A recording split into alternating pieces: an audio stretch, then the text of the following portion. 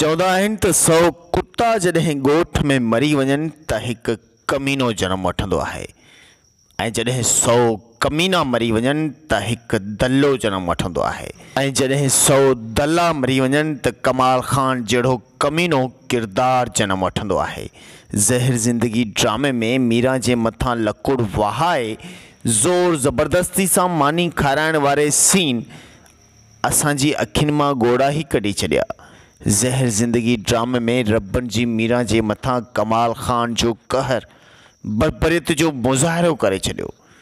ज़हर ज़िंदगी ड्रामे में कमाल ख़ान जहिड़े दल्ले ऐं बेग़ैरत इंसान, जेकॾहिं मां कमाल ख़ान खे बेग़ैरत चवां थो त इहा बेग़ैरतनि जी तौहीन हूंदी।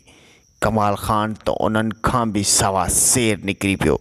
ज़हर ज़िंदगी ड्रामे में मीरा जे मथां एॾो ज़ुल्म, तशद्दुद ऐं मीरा खे ज़ोर ज़बरदस्ती सां मानी खाराइण वारे सीन असांजी अखियुनि मां ॻोड़ा कढी छॾिया।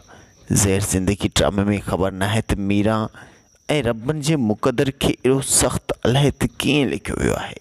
छा नूर ज़ों राइटर खे सिंध जी नियाणियुनि जे मथां तशद्दुद कराइण वारो हीअ सीन एतिरो आसानी सां लिखण में केॾो न मज़ो ईंदो हूंदो, पर सच पुछो त असां हीअ सीन असांजी अखियुनि मां ॻोड़ा वही पिया। ज़हर ज़िंदगी ड्रामे जी ईंदड़ क़िस्त में अलाए छा थींदो।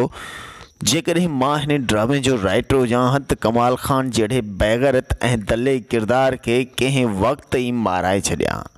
ज़हर ज़िंदगी ड्रामे में अहिड़ा किरदार शायदि असां पंहिंजी हयातीअ में कॾहिं बि कोन ॾिठा, ना ई वरी कंहिं ॻोठ में अहिड़े कंहिं वॾेरे जी दास्तान ॿुधी जंहिं कंहिं पंहिंजे ॻोठ जी नियाणी सां एॾो ज़ुल्म या बर्बरती जो मुज़ाहिरो कयो हुजे।